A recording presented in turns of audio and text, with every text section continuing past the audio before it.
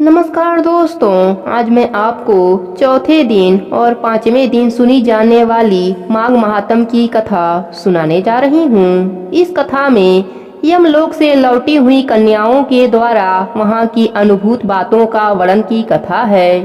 प्रेम से बोली गंगा मैया की जय हो, धर्मराज जी की जय हो, विष्णु भगवान की जय हो। राजा दिलीप ने पूछा, मुने, यमलोक से लौटकर आई हुई उन साध्वी कन्याओं ने अपनी माताओं और बंधुओं से वहां का वृतांत कैसे बतलाया? पापियों की यातना और पुण्य आत्माओं की गति से संबंध में क्या कहा? मैं पुण्य और पाप के शुभ और अशुभ फलों को विस्तार से सुनना चाहता हूँ। वशिष्ठ जी बोले, राजन, कन्याओं ने अपनी माताओं और बंधुओं से पुण्य पाप के शुभाशुभ फलों के विषय में जो कुछ कहा था वह ज्यों का त्यों तुम्हें बतलाता हूँ। कन्याओं ने कहा, माताओं, यमलोक बड़ा ही घोर और भय उत्पन्न करने वाला है। वहाँ सर्वदा चारों प्रकार के जीवों को विवश होकर जाना पड़ता है। गर्भ में रहने वाले अथवा जन्म लेने वाले शिशु, बालक, तरुण, अधेड़, बूढ़े, स्त्री, पुरुष और नपुंसक सभी तरह के जीवों को वहाँ जाना होता है। वहाँ चित्रगुप्त आदि समदर्शी एवं मध्यस्थ तत्पुरुष मिलकर देहधारियों के शुभ और अशुभ फल का विचार करते हैं। इस लोक में जो शुभ कर्म करने वाले कोमल हृदय तथा दयालु पुरुष हैं, वे सौम्य मार्ग में यमलोक में जाते हैं। नाना प्रकार के दान और व्रतों में संलग्न रहने वाले स्त्री पुरुषों से सूर्यनंदन यम की नगरी भरी है।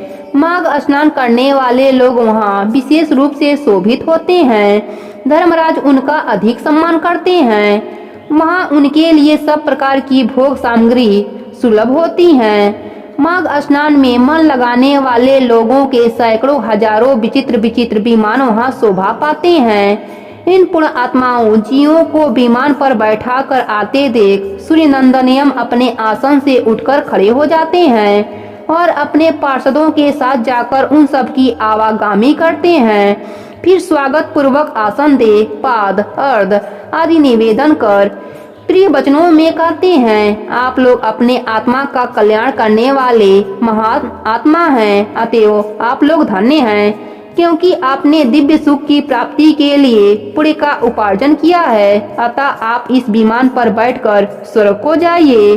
स्वर्गलोक की कहीं तुलना नहीं है, वह सब प्रकार के दिव्य भोगों से परिपूर्ण है। इस प्रकार उनकी अनुमति ले पुण्यात्मा पुरुष स्वर्गलोक में जाते हैं। माताओं तथा बंधुजन, अब हम वहाँ के पापी जीवों के कष्ट का वर्णन करती हूँ। आप सब लोग धैर्य धारण करके सुने। जो क्रूरतापूर्ण कर्म करने वाले और दान न देने वाले पापी जीव हैं, वहाँ यमराज के घर में अत्यंत भयंकर दक्षिण मार्ग से जाते हैं। यमराज का नगर अनेक रूपों में स्थित है। उसका विस्तार चारों ओर से 86,000 योजन समझना चाहिए। पूरे कर्म करने वाले पुरुषों को वहाँ बहुत निकट सा जान पड़ता है, किंतु भयंकर मार्ग से जाने वाले पापी जीवों के लिए वह अत्यंत दूर है। वह मार्ग कहीं तो तीखे कांटों से भरा होता है और कहीं रेत एवं कंकड़ों से, कहीं पत्थरों के ऐसे टुकड़े बिछे होते हैं जिनका किनारा छुरों के धार के समान तीखा होता है। कहीं बहुत दूर तक कीचड़ ही कीचड़ भरी रहती है। कहीं घातक अंगूर उगे होते हैं। कहीं कहीं लोहे की सुई के समान नुकीले कुशों से सारा मार्ग ढका होता है। इतना ही नहीं, कहीं कहीं बीच रास्ते में वृक्षों से भरे हुए पर्वत होते हैं जो किनारे पर भारी जल प्रताप के कारण अत्यंत दुर्गम जान पड़ते हैं। कहीं रास्ते पर दहकते हुए अंगारे बिछराते हैं। ऐसे मार्ग से पापी जीवों को दुखित होकर जाना पड़ता है। कहीं ऊंचे नीचे गड्ढे, कहीं फिसला देने वाले चिकने ढेले, कहीं खूब तपी हुई बालू और कहीं तीखी कीलों से वह मार्ग व्याप्त रहता है। कहीं कहीं अनेक शाखाओं में फैले हुए सैकड़ों वन और दुखियारी अंधकार हैं, जहाँ कोई सहारा देने वाला भी नहीं रहता। कहीं तपे हुए लोहे के कांटेदार वृक्ष, कहीं दावा नल, कहीं तपी हुई शिला और कहीं हिम से वह मार्ग अवांछित रहता है। कहीं ऐसे बालू भरा रहता है जिसमें चलने वाला जीव कंठ तक धंस जाता है और बालू कान के पास तक आ जाता है। वही गर्म जल और कहीं कंडों की आग से यमलोक का मार्ग व्याप्त रहता है। कहीं धूल मिली हुई प्रचंड वायु का वेग बवंडर उठता है, कहीं बड़े बड़े पत्थरों की वर्षा होती है। उन सब की पीड़ा सहते हुए पापी जीव यमलोक में जाते हैं। रेत की भारी वृष्टि से सारा अंग भंग जाने के कारण पापी जीव रोते हैं। महान मेघों की समान गर्जना से बारंबार थर्रा उठते हैं। कहीं तीखे अस्त्र शस्त्रों की वर्षा होती है जिससे उनके सारे शरीर में घाव हो जाते हैं। तत्पश्चात उनके ऊपर नमक मिले हुए पानी की मोटी धाराएं बरसाई जाती है। इस प्रकार कष्ट सहन करते हुए उन्हें जाना पड़ता है। कहीं अत्यंत ठंडी, कहीं रूखी और कहीं कठोर वायु का सब ओर से आघात सहते हुए पापी जीव सूखते और रोते हैं। इस प्रकार वह मार्ग बड़ा ही भयानक है। वहाँ राख खर्च नहीं मिलता, कोई सहारा देने वाला नहीं रहता। वह सब ओर से दुर्गम और निर्जन है। वहाँ और कोई मार्ग आकर नहीं मिलता। वह बहुत बड़ा और आश्रय रहित है। वहाँ अंधकार ही अंधकार भरा रहता है। वह महान कष्टप्रद और सब प्रकार के दुखों का आश्रय है। ऐसे ही मार्ग से यम की आज्ञा का पालन करने वाले अत्यंत भयंकर यमदूतों द्वारा समस्त पाप परायण मूढ़ जीव बलपूर्वक लाए जाते हैं। वे एकांकी, पराधीन तथा मित्र और बंधु बांधवों से रहित होते हैं। अपने कर्मों के लिए बारंबार शोक करते और रोते हैं। उनका आकार प्रेत जैसा होता है। उनके शरीर पर वस्त्र नहीं रहता। कंठ, ओठ और तालु सूखे होते हैं। वे शरीर से दुर्बल और भयभीत होते हैं तथा क्षुधा की आग से जलते रहते हैं। बलोम यमदूत किन्हीं किन्हीं पापी मनुष्यों को चित सुलाकर उनके पैर में सांगल बांध देते हैं और उन्हें घसीटते हुए खींचते हैं। कितने ही दूसरे जीव ललाट में अंकुश चुभाए जाने के कारण कलेह भोगते हैं। कितनों की बाहें पीठ की ओर घुमाकर बांध दी जाती है और उनके हाथ में कील ठोक दी जाती है। हाथ ही पैर में बेड़ी भी पड़ी होती है। इस दशा में भूख का कष्ट सहन करते हुए उन्हें जाना पड़ता है। कुछ दूसरे जीवों के गले में रस्सी बांधकर उन्हें पशुओं की भांति घसीटा जाता है और वे अत्यंत दुख उठाते रहते हैं। कितने ही दुष्ट मनुष्यों की जीवा में रस्सी बांधकर खींचा जाता है। किन्हीं की कमर में भी रस्सी बांधी जाती है और उन्हें गरगदियां देकर इधर उधर ढकेला जाता है। यमदूत किन्हीं की नाक बांधकर खींचते हैं और किन्हीं की गाल तथा ओठ छेदकर उसमें रस्सी डाल दी जाती है और उन्हें खींचकर ले जाया जाता है। तपे हुए सिसकियों से कितने ही पापियों के पेट छेदे जाते हैं। कुछ लोगों के कानों और ढोडियों में छेद करके उसमें रस्सी डालकर खींची जाती है।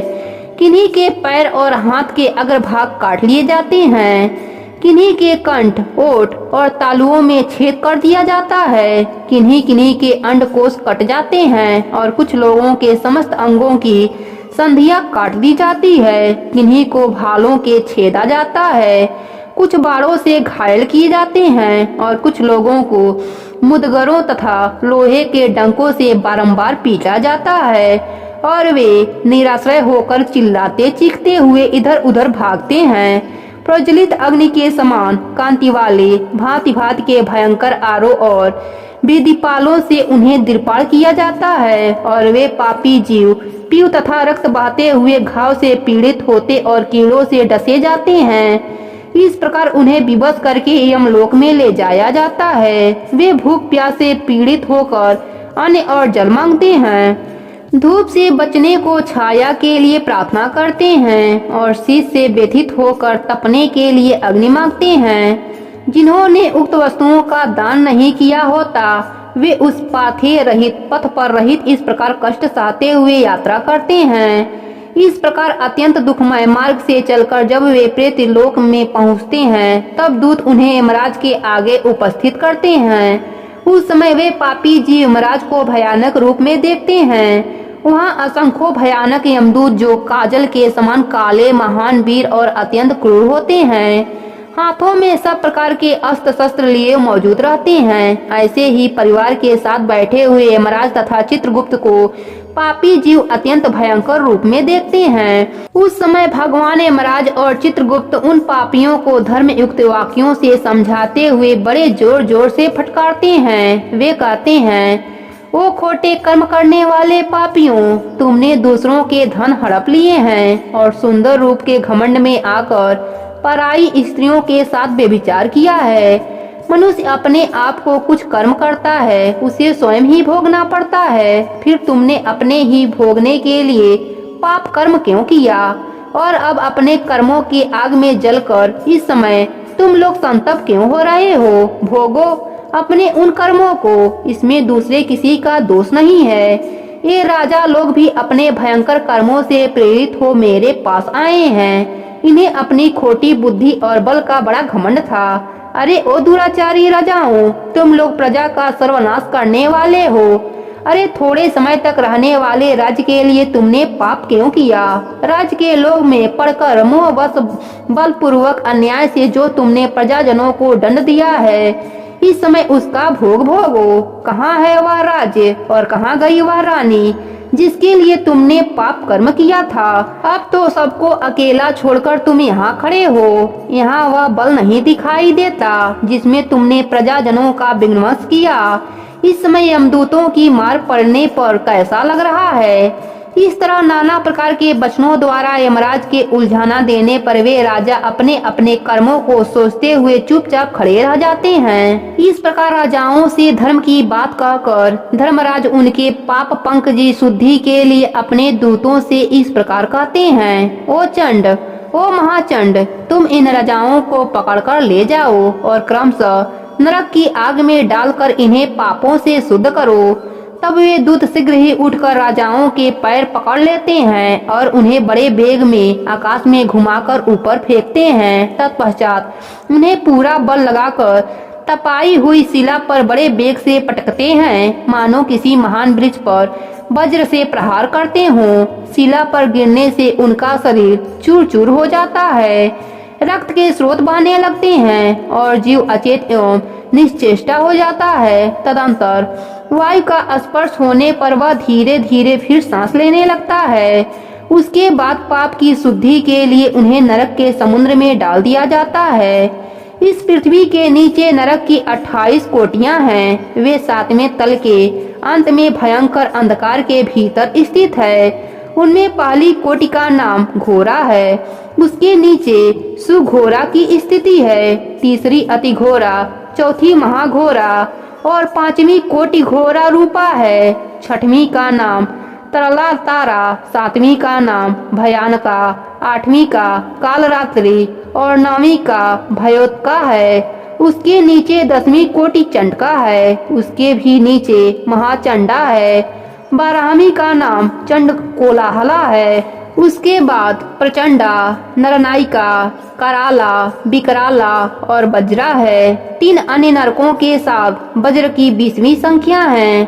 इसके सिवा त्रिकोड़ा, पंचकोड़ा, सुदीर्घा, परिवर्तुला, सप्तभौमा, अष्टभौमा, दीप्ता और माया, ये 8 और हैं। इस प्रकार नरक की कुल 28 कोटियां बताई गई हैं।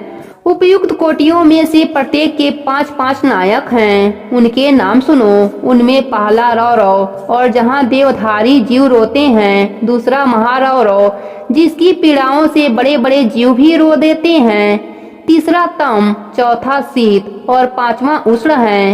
ये प्रथम कोटि के 5 नायक माने गए हैं। इसके सिवा सुघोर, सुतम, क्षीण, पद, सजीवन, सठ, महामाय, अतिलोम, सुभीड़, कठंस, त्रिवेग, कराल, विकराल, प्रकम्य, महापद, सुचक्र, कालश्रुत, प्रदंड, सुचिमुख, सुनेमी, खादक, सुप्रदक, कुंभिपाक, सुपाक, अधिदारुण कुंभ, अंगारु रसी, भवन। इस प्रकार के क्रमशः 5-5 के 28 समुदाय माने गए हैं। एक एक समुदाय एक एक कोटि नायक है।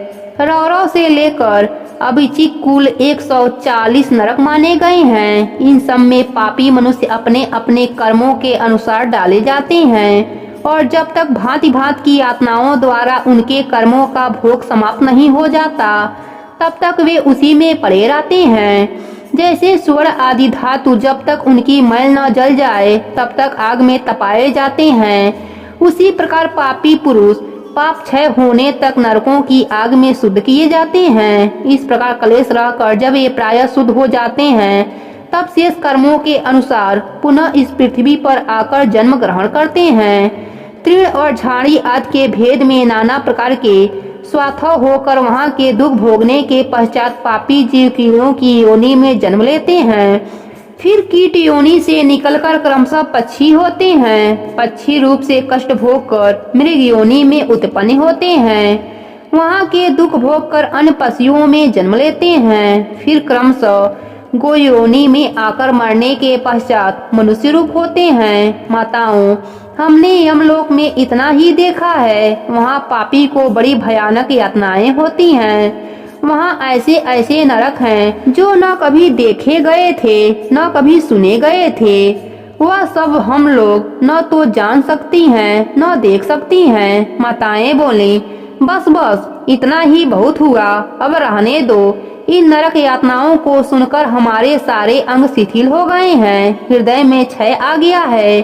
बारंबार उनकी याद आ जाने से हमारा मन शुद्ध बुद्ध खो बैठता है। आंतरिक भय से उद्रेक से हम लोगों के शरीर में रोमांच हो आया है। कन्याओं ने कहा, माताओं, हम परम पवित्र भारत वर्ष में जो हमें जन्म मिला है यह अत्यंत दुर्लभ है। इसमें भी हजार हजार जन्म लेने के बाद पूरे राज के संशय से कदाचित कभी जीव मनुष्य योनि में जन्म पाता है, परंतु जो माघ स्नान में तत्पर रहने वाले हैं उनके लिए कुछ भी दुर्लभ नहीं है। उन्हें यहाँ ही परम मोक्ष मिल जाता है और पर्याप्त भोग सामग्री भी सुलभ होती है। भारत वर्ष को कर्म भूमि कहा गया है। अन्य जिनकी भूमियाँ हैं वे योग भूमि मानी गई हैं। यहाँ यति तपस्या और याजक यज्ञ करते हैं। यहाँ यही परलौकिक सुख के लिए श्रद्धा पूर्वक दान दिए जाते हैं। कितने ही धन्य पुरुष यही माघ स्नान करते और तपस्या करके अपने कर्मों के अनुसार ब्रह्म, इंद्र, देवता और मरुगणों का पद प्राप्त करते हैं। यह भारतवर्ष सभी देशों में श्रेष्ठ माना गया है, क्योंकि यही मनुष्य धर्म तथा स्वर्ग और मोक्ष की सिद्धि कर सकते हैं। इस पवित्र भारत देश में क्षण भृंगु मानव जीव को पाकर जो अपने आत्मा का कल्याण नहीं करता उसने अपने आप को ठग लिया। मनुष्यों में भी अत्यंत दुर्लभ ब्राह्मण तत्व को पाकर जो अपना कल्याण नहीं करता उससे बढ़कर मूर्ख कौन होगा। जितने ही काल के बाद जीव अत्यंत दुर्लभ मानव जीवन प्राप्त करता है उसे पाकर ऐसा करना चाहिए जिससे कभी नरक में न जाना पड़े।